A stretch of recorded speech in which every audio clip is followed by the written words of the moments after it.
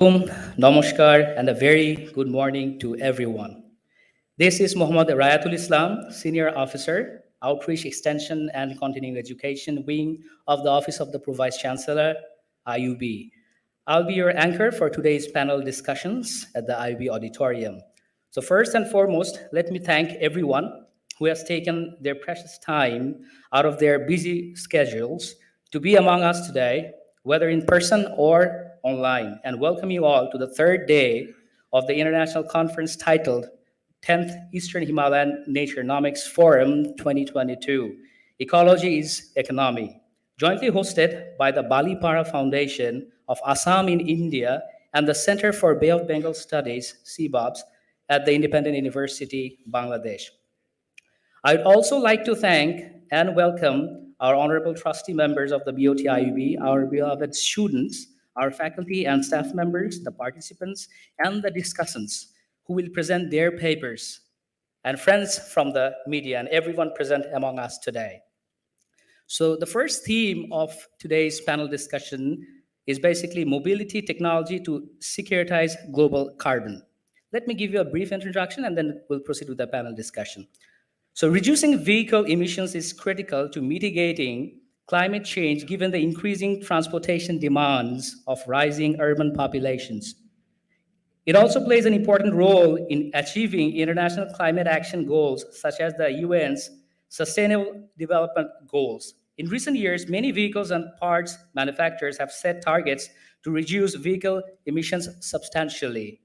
The majority of regulatory and industrial efforts for vehicle decarbonization have been geared towards reducing the tailpipe emissions, as 65 to 80% of the vehicle emissions come from the tailpipe and emissions-intensive fuel production processes. Now, to this end, vehicle electrification and increasingly stringent fuel efficiency standards for the internal combustion engine cars have been effective. Now, industry players are looking beyond the engine.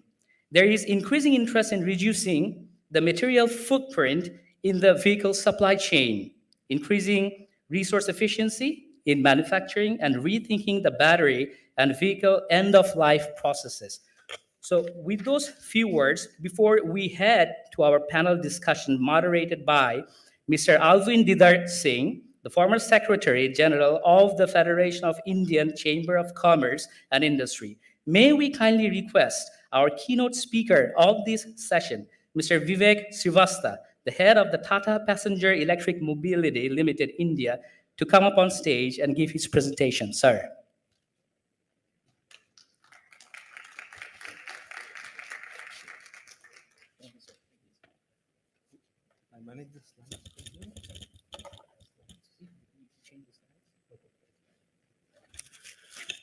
Good morning. Not a very big crowd, but thanks to who has come here. It's a privilege and honor to be presenting here. Thank you to the delegates and the organizers. And it's indeed it's a topic that's been very close to my heart, but also it's a pleasure to be representing a company which is really driving the e-mobility revolution in India. And I'm here to share a few learnings and thoughts from the experience we've had over the last 3 years. So starting with the theme, I think ecology is economy is a very strong theme. And what really caught our eye was the simplicity behind what we called as expanding the Sundarban and expanding the wildlife around increasing the valuation of our natural assets. It's a very simple theme, but I think it delivers a long-term sustainable income, long-term sustainable economy, as well as sustainable communities for the long term. And this simplicity is what really is going to make a big difference. We're not looking at big projects and long-term plans, but something as simple as increasing the valuation of our natural assets is very powerful. Obviously, this is going to deliver both immediate benefits in terms of reducing emissions, increasing the sustainable economy and income for the communities, but long-term benefits in terms of mental and physical well-being, which is something that we don't usually count among societal goodness that we talk about. Obviously, the larger picture is all this is going to drive towards net zero. So again, I congratulate this very, very simple but bold theme of the forum here. All of us know the troubles caused by increasing emissions across the world. Short term in terms of pollution, long term in terms of physical, mental health, and of course, global warming.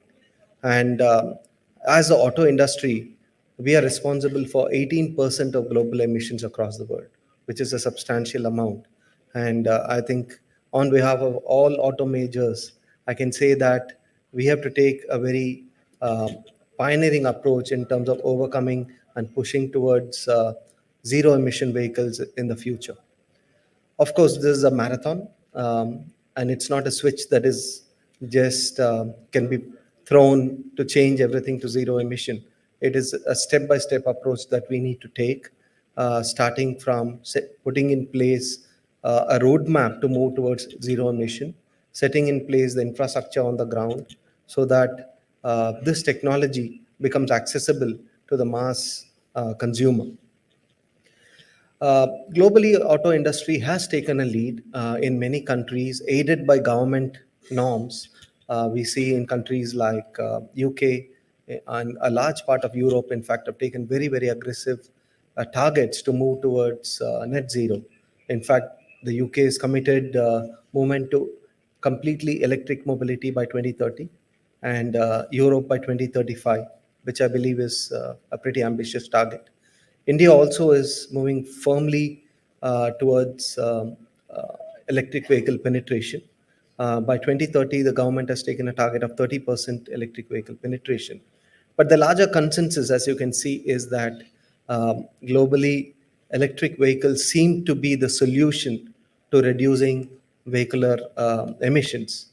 And obviously, there are a lot of questions in terms of how clean is the energy, is it going to be sustainable, what's the emission footprint at the 0 kilometer when the vehicle actually is in the showroom. These are questions with a very simple answer, in fact.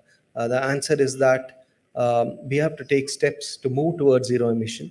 Perhaps an electric vehicle is not the solution today, but it definitely is going to be a solution 10 years down the line when the entire ecosystem is green, when the power generation is greenified through sustainable power generation, and then we'll have the reality of the entire auto industry actually embracing zero emission.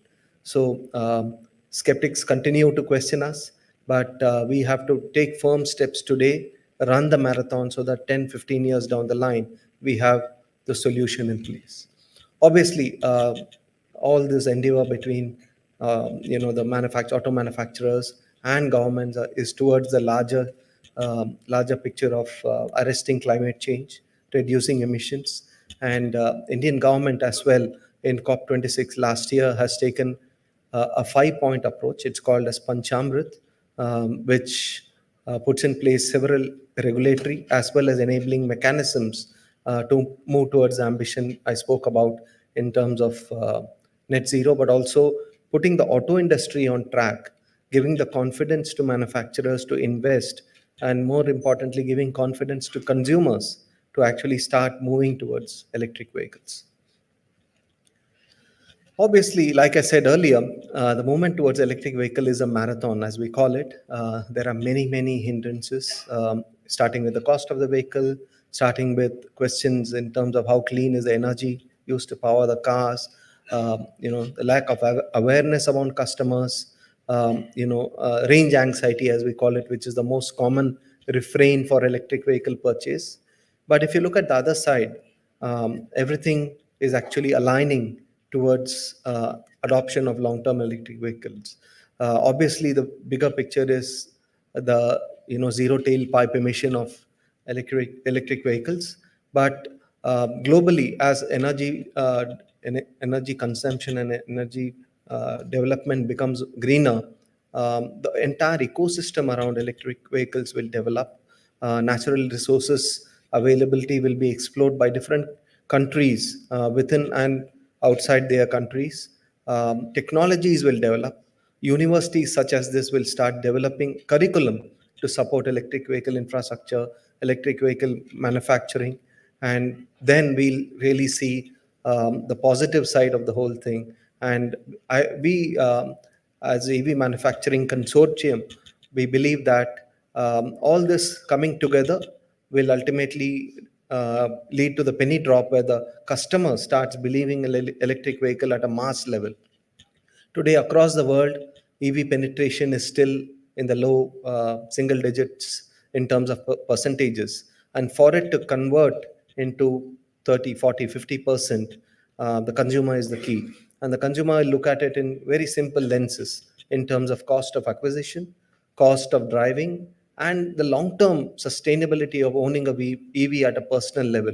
And that's where government policies and manufacturers' commitment will be evaluated by every single customer. And because the customer is going to put his money on the table, and at a very frank and basic level, the customer really doesn't care too much about zero emissions and all that. They want the easiest way to travel from point A to point to B, and it is up to governments and manufacturers to give them a solution which happens to be eco-friendly.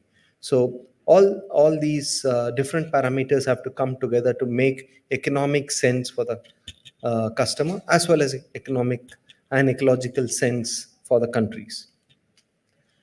So we've seen in India the kickstart or kickoff of this entire move towards zero tailpipe emissions for any country has to be dictated by the government.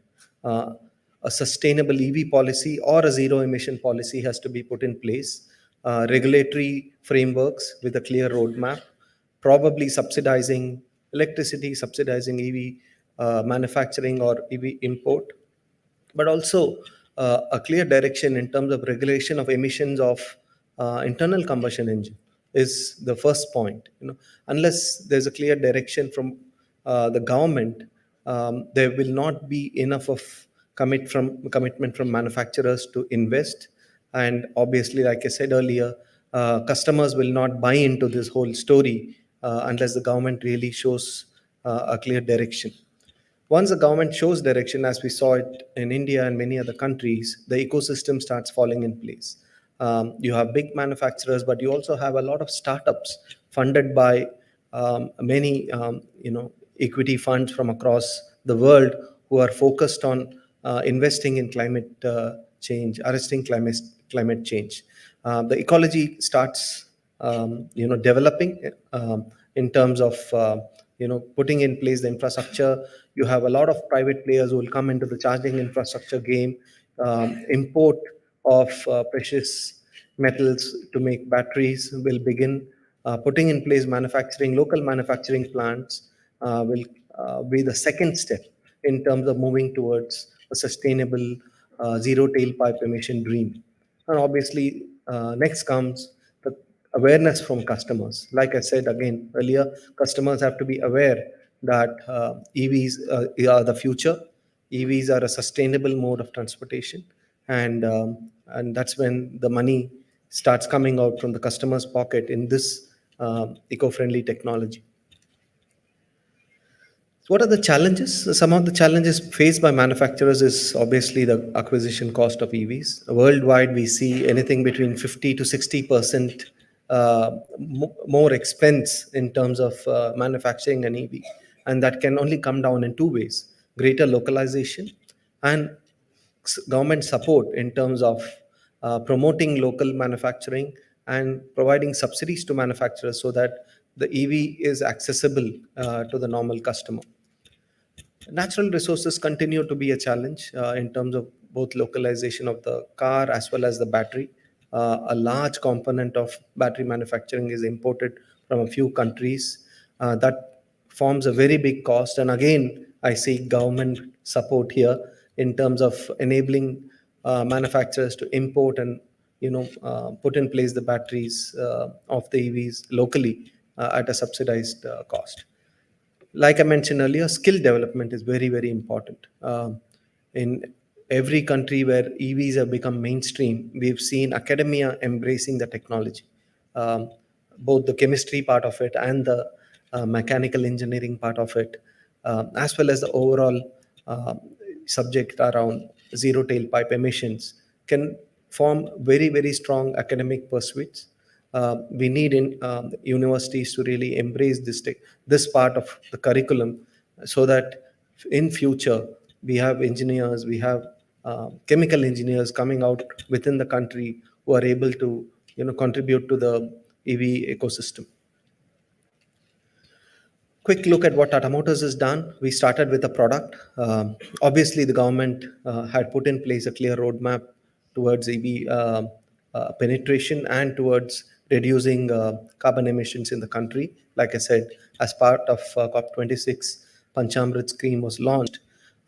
We decided that we'll have to convert one of our largest selling product, most accepted product, which was being sold as ICE, into an EV product. Fortunately, we had the engineering skills and the knowledge to do it. Again, like I said, that's where the universities and the curriculum play a big role. We expanded an exclusive EV brand for customers to actually start believing in it.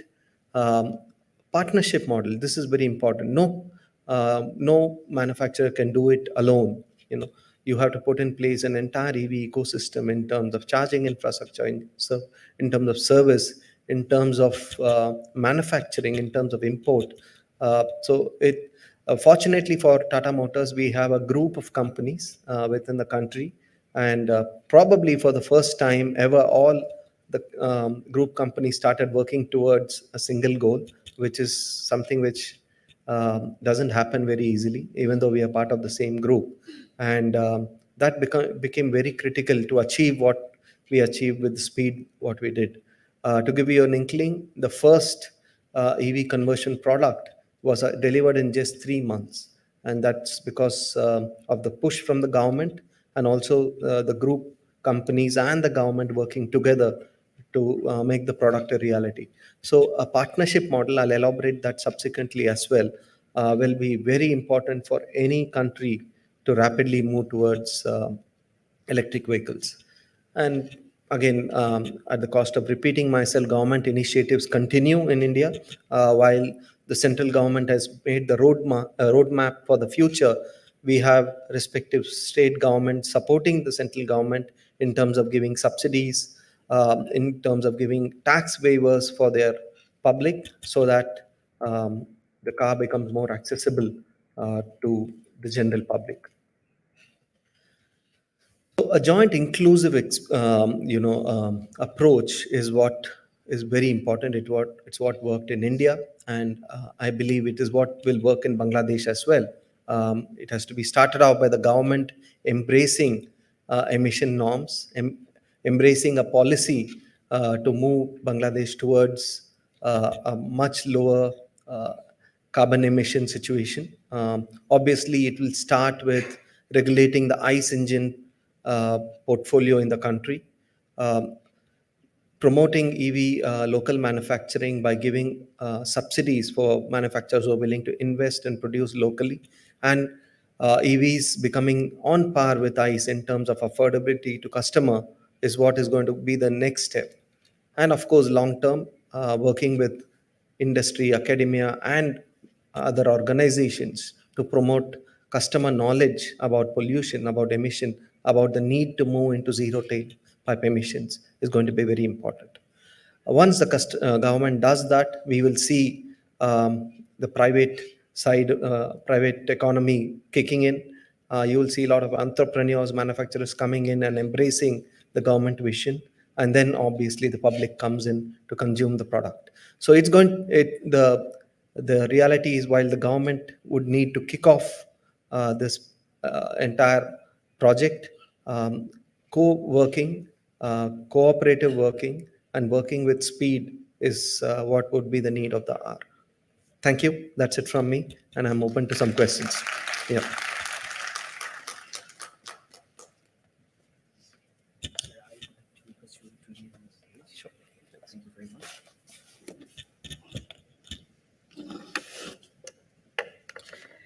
Thank you, Mr. Vivek Srivastava, for your brilliant insights and a beautiful presentation for all of us. I just want to inform you guys that besides having the physical presence here at the auditorium for the first panel discussions, we are also having over 200 people online who are watching this right now. So now I would like to invite Mr. Alvin Didar Singh, former Secretary General of the Federation of Indian Chambers of Commerce and Industry, the moderator of this session, to come up on stage and take his seat. Thank you, sir. And also, I'd like to invite Mr. Mayank Baldi, the head passenger and electric vehicles international business, Tata Motors Passengers Vehicles, to come up on stage and take your seat, sir. Thank you very much. Okay, sir, please. Yes. And sir, will you moderate this session? Right? Okay, so now I would like our honorable moderator to moderate this first panel discussion. Thank you, sir. Thank you very much. Glad to see that the hall is slowly filling up, but anyways, it's a good sign. But basically, this very important session, which is a continuation of the Eastern Himalayan context that we are looking at, where over the last 2 days, we very clearly made it very possible for everybody to understand that environment is a serious issue. And now we are switching to the real theme of the conference, which is ecology is economy. So what is the meaning of ecology is economy? It means basically that the issues of ecology must enter into the economy and provide solutions for people. And this is one of the solutions. EV is one of the solutions of zero emission or lower emission, so that we ensure that ecology is actually something which becomes part of our daily lives. And that is something which I'm really compliment Tata Motors and everybody else around here for the steps that they have taken. Now, different countries around the world have taken different steps. And we know that government, you heard a lot from Vivek about government's role. Yes, certainly government has a role, because the structures of governance are such which got set up 70 years ago as after the Second World War. And those structures of governance continue even to this day. 70 years plus, and we have these 200 plus countries around the world, independent units, but each of them has a role for government. And that is why the structures of governance and governance or government's importance in the role of ecology becomes that much more clear for all of us to imagine and see. Now we know that EV is the future. Electric vehicles, or EV as we refer to it in short form, is the future, whether we like it or not. Just like ecology is the future, whether we like it or not. We have to learn, humans have to learn, that the only way to manage the environment is to reduce our destruction of it. And EV is one way. That the urban transportation, you heard just now from Vivek, 80% of emission around the world comes from vehicles. Now that must come down to zero. So we have steps being taken by different countries. You heard from him that Europe is far advanced. America, UK, whatever are far advanced, but we in Asia also need to catch up. And it is in this context that India has announced a very specific policy for EVs. And so is Bangladesh. Bangladesh is moving in the same direction. And we see that already the guidelines for the infrastructure are already in place. And we need more of that stuff. And I'm going to, in fact, ask Vivek that very question. What is it really that he expects the government to do in Bangladesh, which has not happened till now? What is it that you think? In India, we had a very simple thing. The minister announced that EVs, or the whole government announced that EVs have to come. And we want to, as he mentioned, 30% by 2030. But to do it, a very simple step was taken by government. And what is that simple step? All government purchase of vehicles will only be electric. A very simple solution that government itself, even though it's not impacting that much of the whole economy, because government vehicles are a very small percentage of the total amount which are purchased around the country. But it's a step which shows the commitment of government. Now, steps like this need to get taken from around the world by other countries to ensure that we follow and go in the same direction as everybody else. And in that context, I want to ask a few questions from Vivek and his other colleagues. And my question number one is, we see that EVs are the future, and you did point out in your presentation how electric vehicles contribute towards zero emission. But let me ask you the more specific question. What do you expect in Bangladesh? What do you expect South Asian countries to do to improve the situation or improve the structure under which EVs can actually come about out here? Yeah, thank you.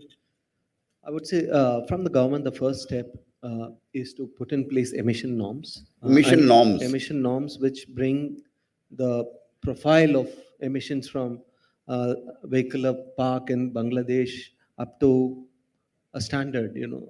I mean, in Europe, we have something called the Euro 6 now. In most of the countries around the world, we have something called Euro 5 or the locally adapted version of Euro 5.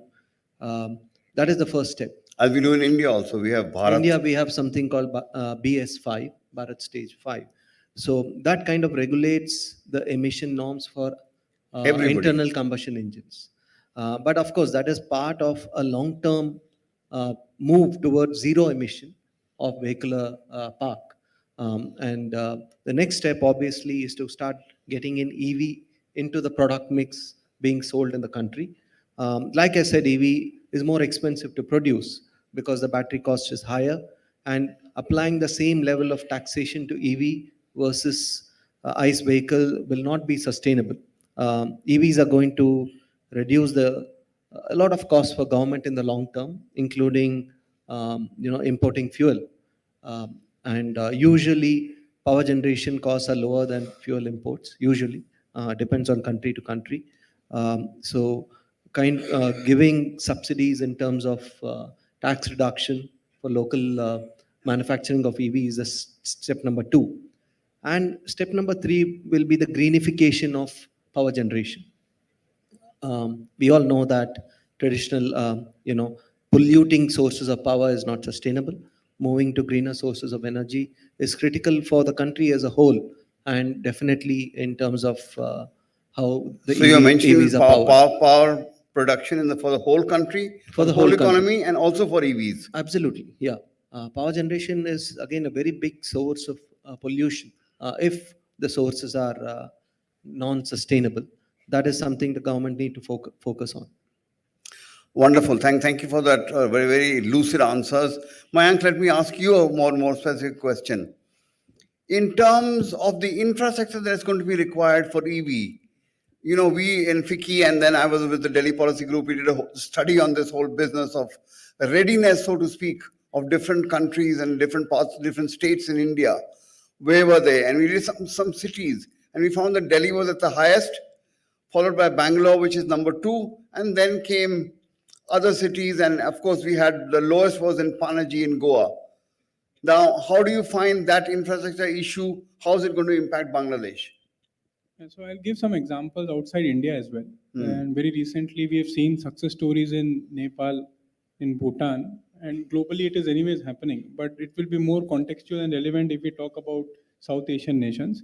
So the government in Nepal did a very interesting turn. In Nepal, along with the incentives, the import duty benefits, the long-term EV policy, what Vivek touched upon, the infrastructure part, they also said, let the OEMs participate. So there was a public-private partnership, which the model which was followed, and now the government is seeing that what Tatas have done or what other companies have done, they are putting up their own charging facilities. So their own charging facilities where people can go charge, fast charge, slow charge, or it's like your mobile phone. So the convenience of charging your mobile phone, if it does not come in your EV car, people will still get into that anxiety mode. So it has become so easy there in Nepal that if you go to Kathmandu, where 70% of the EV penetration is already achieved, people see it almost like a regular ICE car, and they have lower TCO, which means the total cost of ownership is lower, and it is clearly the preference and the choice. With same amount of features, perhaps even better, with convenience of service, charging network, all of it, it is being proven that EVs is a good long-term sustainable play. The other thing which we did as an OEM there is that before you launch the vehicle, you let the service ecosystem flourish. So the spare part, the technology knowledge, the skilling development is very different here. Because if the people don't know how to work with batteries and software and electronics and all these gadgets, it will fail eventually. So very dedicatedly, 3 months of rigorous training part was done before the vehicle was launched. It's almost like a baby. Before you bring the baby to the family, how much care you would take. It's exactly the same way that you do for EV, especially when the countries are not prepared to take that. That's a very good example. Very good example. Thank you very much for your clarification. I think it's very important to get from all of you wonderful experts sitting here and some students, from you some questions to the very learned people we have on the channel here. So would anybody like to get up and ask a question or suggest anything that needs further clarification?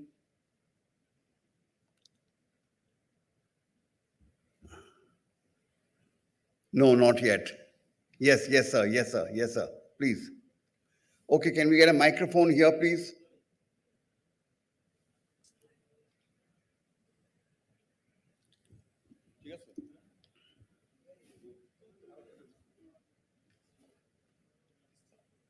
One here. Here, this gentleman in the center. Hi, thanks for your thanks for your comments and your talks. I'm just curious about what's the status of electric motorbikes, especially small personal transport. It seems like that could be a really game-changing thing in places like Dhaka or Jakarta or Manila. It's not my area of core competency since I come from vehicles with two more tires, but you're right. In terms of mass transportation, electrification of the two-wheeler fleet is very important. I'll give you an example from India, where electric vehicle penetration in two wheels has reached the hinterland much faster than cars, and we see a larger acceptance of electric motorcycles even in very small towns and villages in the country. They don't have the worry about range because they don't drive so much. They have a big benefit of lower cost of operation. So, in terms of overall emission norms, I think in countries such as Bangladesh and India, the two-wheeler park is going to make a big difference in terms of reducing emissions. Yeah, you're absolutely right. In fact, the study that we did in India showed that the two-wheeler market will be the one to first take off for the simple reason that you can charge it at home. You can charge it at home. You don't have to depend on the infrastructure for the whole country. You can charge it at home, run it for the day and come back home because it has a very limited amount of usage, but that usage can come out of home charging. But more important is the overall buses. And in that, I must compliment Bangladesh. They have taken the step of introducing e-buses first. That's a wonderful step. That's really the way forward. If you introduce e-buses, then you're moving to mass transit or mass transportation, and that really helps in the whole system. The gentleman there had a question. Yes, sir.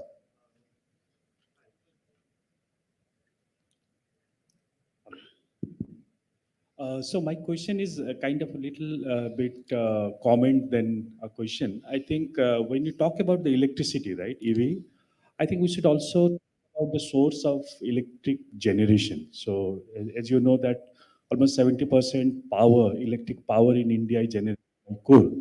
I think in that sense, it's not absolutely clean. Like if you need more electricity, that means the more areas under forest or the areas where coal are there will be extracted, right? So I think when we talk about the EVs, I think that in the same breath, we should also talk about the sources from where we are getting electricity. And also similar is the case with the batteries, right? So batteries, all this lithium and the cobalt and all those things. So those are not found you can't do the open mining and all. So these are at the surface of the forest in Congo and Australia. So while doing that also, there are a lot of environmental restrictions happening. So I think we should be a little bit careful also. I think from the source of electricity, and if there are more recycling of the batteries that has been done, I think then obviously this is far more better than a petrol running car or vehicles. So Yeah, is you're that- absolutely correct. You're absolutely right. And Vivek already addressed that in his presentation. You saw he was talking about power source. He was not just talking about e-vehicles. He says for the whole country, you need to improve and have green production of power. Now that is a very key issue. It's an issue which doesn't impact just EVs. It impacts all of society or the whole economy. You're absolutely right. And material for manufacturing batteries is the second point that you've made. It's again very, very important. It's limited at the moment. Only a few countries supply the material. But ultimately, there is a lot of research happening in that area of batteries. And possibly we will move to another. Vivek, any idea Yeah. on batteries? What So is 2 happening? points. One is obviously what you said about power generation is right, but it can't be a chicken and egg story. The auto industry cannot wait for greenification of power generation to get the ecosystem for EVs ready. These are parallel lines that need to keep going, and one fine day, all vehicles will be EV and all power generation will be sustainable. But it's in the future. That's why I said we start the marathon now, but probably our next generation will get the benefits. In terms of batteries, yes, battery recycling is an issue, but the reality is these batteries have a very long life. Once they are found not perfectly suitable for use in cars, they have something called a second life and a third life. They can be used for other purposes. They can be used to power homes. They can be used to power other small electrical appliances in remote areas. So the one of the fundamental tenets of sustainability is extending the lifetime of any product, not just EVs. It's about including your phones or the water bottles or anything. The longer you use anything, the better it is for ecology. Absolutely right. In fact, one of the solutions for the whole battery matter, some of these companies, and I'm very glad to hear that OEMs have been given the responsibility of doing it. Some of the companies, like we know in America, what they're doing is they don't recharge the battery, they change the battery. You swap the battery every time you go to a charging station. You swap your battery for a battery available there, a fully charged battery. And that's one way of going ahead on this whole matter. Anybody else for any questions, please? Otherwise, I'll ask Karim Saab to elucidate about the Bangladesh situation. Sir.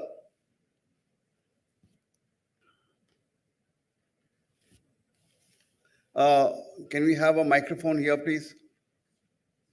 Karim Saab, right in the front row.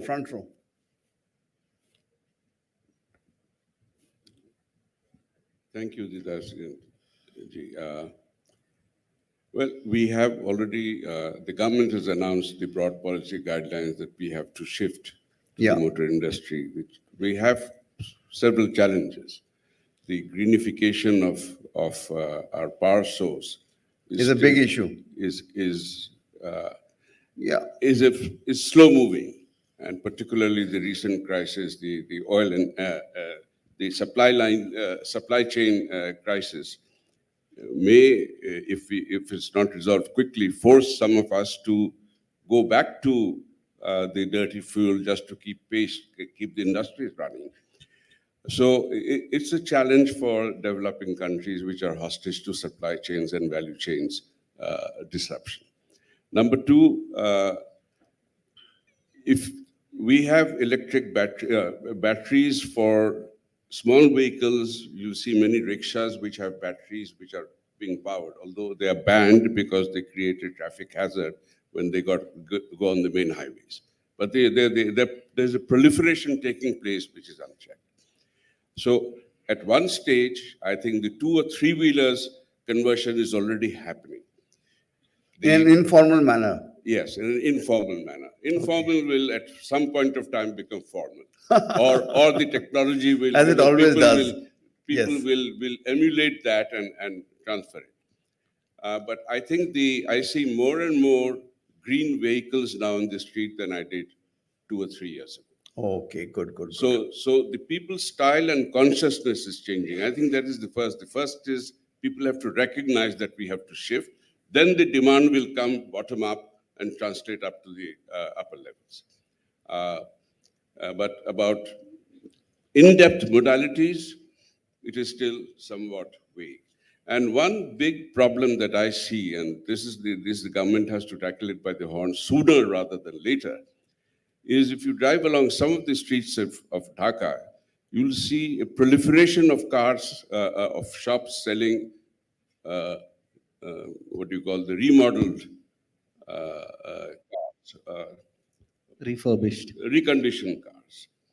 Okay, that's a huge market, and they're still coming in, and they're lying at the ports uncollected.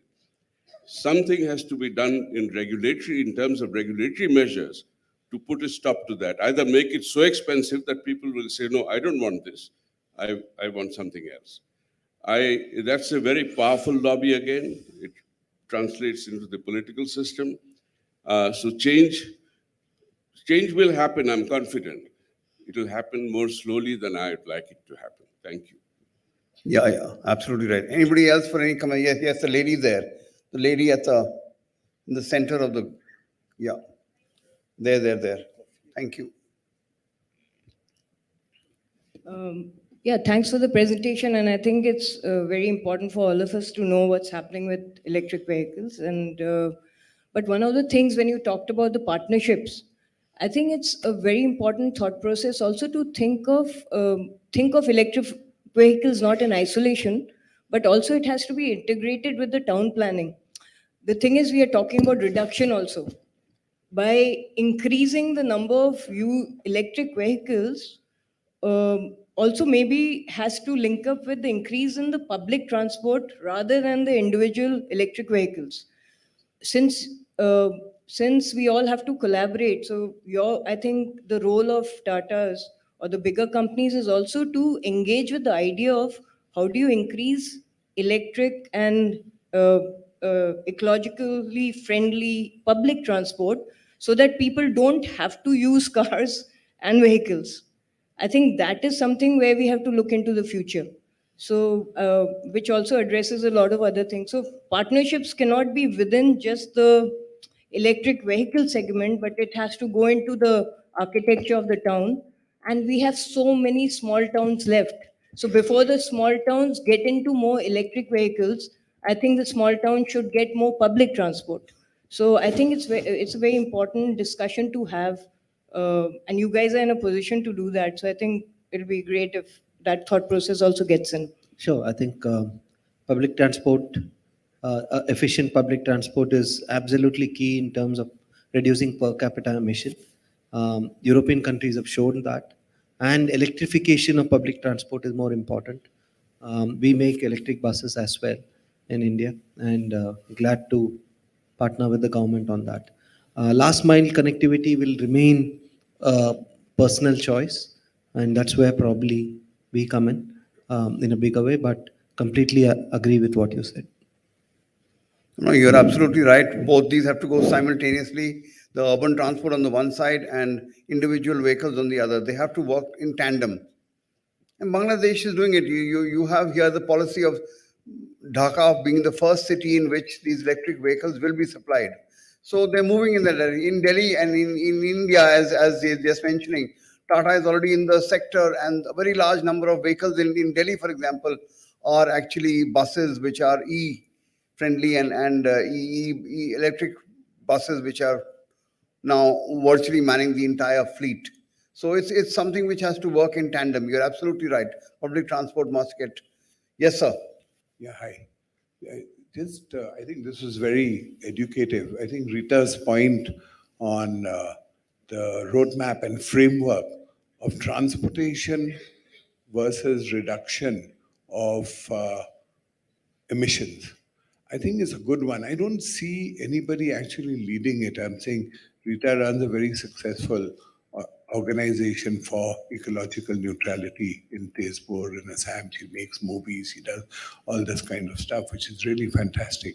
But actually to strengthen their hands, if you don't have that map of ecological footprint reduction by transportation, because that is, I think, such an important thing, that just by talking about electric vehicles is good. It's promotion of the organization, promoting of a good cause, promoting of profit, people, planet, everything. But I don't see that kind of overall drive in terms of this is our state's emission policy. This is our state's carbon policy. This is our state's policy near a park. You can't drive a car which has, this emission. I don't think there are the rules and strictures, like you said, our rules were made 70 years ago.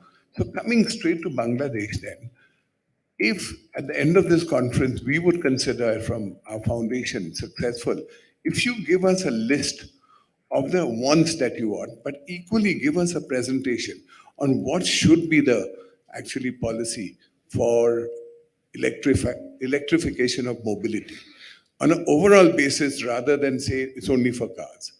I think unless you do that, finally you will come up with the same kind of roadblock. They'll say cars are not good, motorcycles are better, cycles are better. All may be right. So I'm saying there'll be no end to this.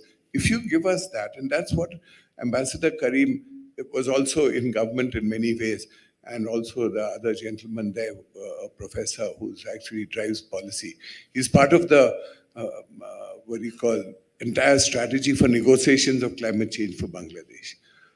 So I think it's very important if you give us a list, actually a formal list, and tell us what really is to be driven and which are the departments. We do apologize that the Minister of Mobility and the largest dealer of cars, if not the Tata cars, both of them actually could not come for, I think, various reasons. Must be for mobility in Dhaka. But nevertheless. No, it's a very, I very think good we need idea. to- And we need to I'm action sure, it. I'm sure Vivek will do it. He will do it. He will give you this list, which you can give us a recommendation from the Himalayan conference that you're having right now. Very good idea. Very good idea. Convert it into actual reality of what's required. So Vivek, you have the time to give this list in the next 7 days. Yeah, so more than a list, I would say it's co-working with the government, and that's the way we worked in India as well, where not as Tata Motors but as a representative of the auto industry, work with the government. It's not just asking the government for money, but it's also giving a government a win-win kind of a proposition where they give subsidies now, but in a long term, the government also gains. As a country, all of us are facing CAFE norms, which will come into place across the world, which will mean the government will have to pay out money for emissions in the future. So it's more about, like I said, co-working, creating a win-win situation with the government, manufacturers, and most importantly, the customers. So glad to be working with the government of Bangladesh for that. Excellent. We hope that you'll give something out, and it'll go out as from this Eastern Himalayan Naturenomics Forum. It doesn't have to have the Tata name on it. It'll be part of today's session and the work that we're doing here. So that's how we'll address this whole issue. Thank you very much for all your patience and excellent presentation. Yes, sir. Last question. We are running out of time now. Last question. Here, the gentleman here. Second row. Thank you. In one side, the electric vehicle will reduce the carbon dioxide emission, but the other side, more and more batteries will be imposed to the country. My question is, do you have any plan or proper mechanism to recycle those batteries properly after the end of the life? So end of life is something we'll definitely have to work on, not only on the batteries, but also on the cars themselves. I just answered a similar question before this. First step before working on battery disposition is about extending the life of the battery. In auto batteries, you have something called second and third life, where it can be used to power many other appliances or even homes, small homes. And we see the average life of a battery to extend well beyond 15 to 20 years. And after that comes the problem of safe disposition of the batteries. That's the roadmap we'll put in place. Yeah. Thank you very much. I think we've run out of time, but we have one gentleman asking the last question, the very last question. Sorry. Thank you. I know we are running out of time. Just basically, electric vehicle. We are always focusing on the mega cities. We are thinking about the Dhaka. We are thinking about the car and buses. But let's focus on the district level, small cities. I have worked in several district level town. So where there is no that much road even to operate the buses for as public transportation. So either you have to operate the car, and public transportation earlier it was three-wheelers with fuel. So later on, you know the tuk-tuk. So tuk-tuk already introduced in different district level cities.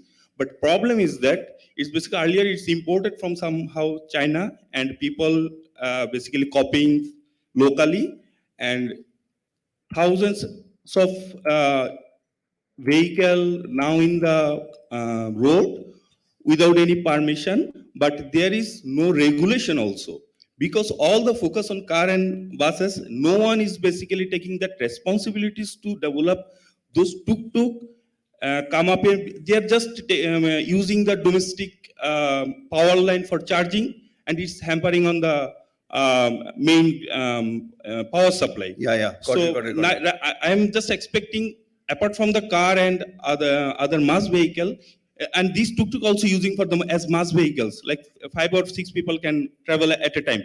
So if there is any scope to develop this type of small vehicles which generally used for the mass transportation, it will be helpful for the small cities. Yes, absolutely. You're absolutely, as we mentioned here, and Vivek has already clarified, the entire ecosystem together has to move. And EV is the future, whether we like it or not. So as Ambassador Karim, you heard him talk about the informal economy. Informal economy is already working on the small vehicles and the small conversion of two-wheelers. It will happen. It's happened in India. It will happen here also. And this whole Himalayan region will benefit because of it, because ultimately the idea is that we have to reduce the emissions and reduce the pollution that all of us face. Thank you very much for the session. Thank you to the panelists, and thanks everybody here for attending, and thank you.